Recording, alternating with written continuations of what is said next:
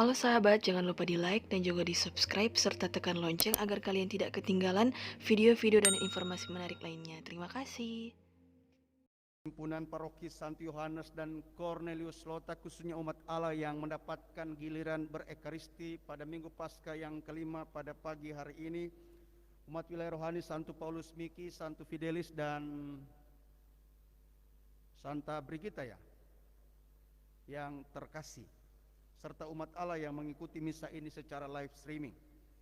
Sangat jelas perintah dari Tuhan Yesus untuk kita yang sudah merayakan Paskah, bahwa hendaknya kita menjadi pribadi-pribadi yang berubah kemudian berbuah, bahwa kita diharapkan bukan menjadi manusia Kristiani, orang Katolik Lota yang biasa-biasa, tetapi orang Katolik Lota yang semakin memperlihatkan perkembangan dan pertumbuhan, memanifestasikan tema APP yang sudah kita renungkan sepanjang 40 hari, semakin beriman, semakin bertobat, dan semakin berbela rasa, yang aplikasinya juga pada bacaan pertama seperti Saulus, dia dari pribadi penganiaya, pribadi pemberontak, menjadi pribadi yang taat pada perintah Allah, sehingga dia menjadi pribadi pengayom, pribadi yang merasul kemana saja, biarpun banyak tantangan, dia tetap kokoh dan kukuh menjadi Rasul Yesus sesudah kebangkitan. Maka banyak kali saya katakan, jangan cuma jadi orang Katolik Lota yang biasa-biasa, biasa mengeluh, biasa berkritik, biasa untuk tidak masuk gereja, sambil selalu membuka diri untuk dibantu, padahal sendiri punya keberdayaan kehidupan yang kalau diperlihatkan Anda sebagai pribadi yang bermartabat, indah dan mulia di hadapan Tuhan. Maka caranya adalah mari kita memanifestasikan atau mempraktekkan nasihat bacaan kedua tadi. Mari kita hidup saling mengasihi. Maka identitas dasar orang Katolik sejati adalah hidup saling mengasihi. Dan hidup saling mengasihi aplikasinya adalah selalu suka bersekutu, bukan berseteru. Orang yang suka bersekutu, dia punya sekolah ada di wilayah-wilayah rohani dan di kelompok-kelompok kategorial. Suka berhimpun, suka datang untuk bekerja sama, tidak hanya sekedar suka menghilang. Nanti kalau ada bantuan baru bilang, oh kita umat wilayah rohani ini. Tetapi hidup dalam cinta selalu memberikan potensi, talenta dan kemampuan untuk datangnya kehidupan yang lebih maju, lebih mulia, dan lebih mensukacitakan. Dan caranya hanya satu. Jadilah ranting pada pokok anggur yang benar. Yesus bilang, akulah pokok anggur dan kamu ranting-rantingnya. Caranya adalah kita hendaknya selalu mempersatukan hidup dan kehidupan kita dan kinerja eksistensi kita pada Yesus saja. Yesus adalah sumber segala-galanya. Karena itu novena belas kasih ilahi menegaskan, Jesus, I trust in you. Yesus, engkaulah andalanku. Di luar Yesus kita tidak mampu berbuat apa-apa.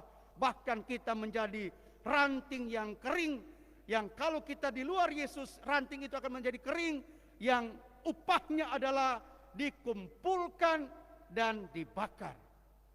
Maka supaya kita menjadi manusia Paskah yang berubah dan berbuah, kita hendaknya sadar kita ini cuma ranting, bukan pohon. Maka bahasa ini selalu saya bilang sama Anda semua, kita tidak usah sombong. Kita ini cuma manusia tercipta, dan yang mencipta kita adalah Allah Bapa yang Maha Kuasa, yang sudah menyatakan cinta kasih kebapaannya dengan menghadirkan Yesus sebagai Sang Juru Selamat yang saat ini menyebut diri sebagai akulah pokok anggur yang benar dan kamulah ranting-rantingnya.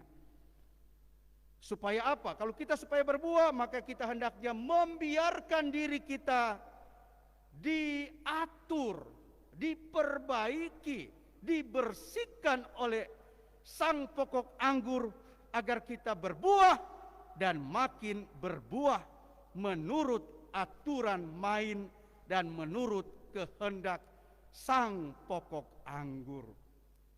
Maka itulah bahasa semakin beriman. Semakin beriman adalah semakin menaati sungguh apa yang menjadi kehendak, perintah dan ajaran Tuhan yang sudah diaplikasikan dalam ajaran dan aturan-aturan gereja yang satu, kudus, apostolik. Dan apa lekotnya? Betul toh? Sehingga Anda yang sudah Katolik tapi berpikir orang lain, bagaimana dia menjelaskan? Aturannya jelas, kalau mau kawin 3 bulan, marsuka roba-roba. Baru 5 tahun kawin sudah datang Pak Pastor. Pastor, boleh pembatalan nikah? Tete. Karena ikut aturan, cuma aturan diri sendiri, bukan aturan gereja. Maka kita diharapkan menjadi orang Katolik yang semakin berbuah dan berbuah. Itulah yang dikatakan semakin beriman.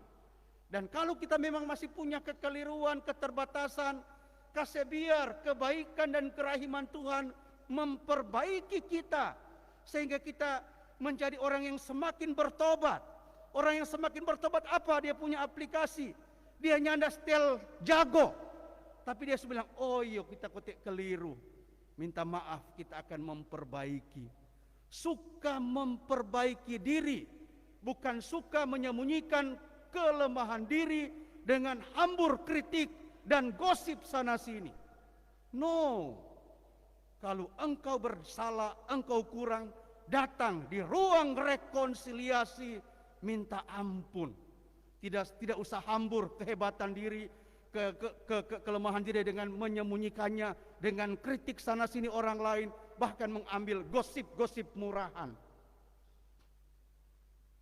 Dan 2 hal ini ketika kita semakin beriman dan semakin bertobat, dia akan berbuah dengan semakin berbela rasa.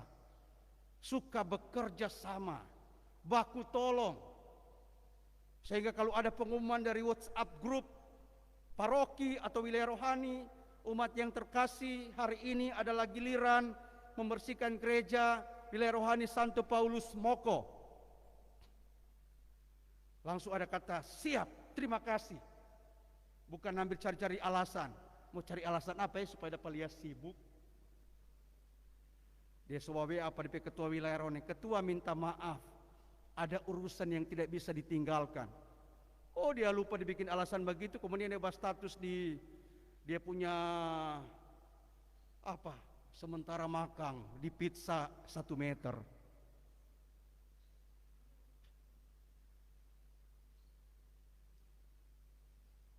Jadi umat yang terkasih, kita hendaknya tetap disadarkan bahwa menjadi manusia Paskah pada minggu Paskah yang kelima, kita diharapkan menjadi pribadi-pribadi yang berubah sekaligus berbuah. Dan perubahan hidup kita, mari kita ambil contoh dari Saulus yang menjadi Paulus. Saulus yang setelah dibaptis oleh Ananias berubah kinerja menjadi Paulus yang rajin, berani, bersaksi tentang kebenaran dan tetap mengandalkan Yesus. Semoga mudah-mudahan kita juga boleh mempraktekkan kehidupan kita sebagai orang Katolik Lota yang semakin beriman, semakin bertobat, semakin berbela rasa, dan buah-buahnya adalah, bahasa saya, kita semakin bersaudara, semakin bekerja sama, dan semakin mampu mengembangkan kinerja kehidupan paroki kita agar boleh menjadi paroki yang maju, teruji, dan menjadi berkat bagi gereja keuskupan, bahkan bagi masyarakat dimanapun kita berada. Tuhan memberkati dan Tuhan menyayangi kita semua. Amin.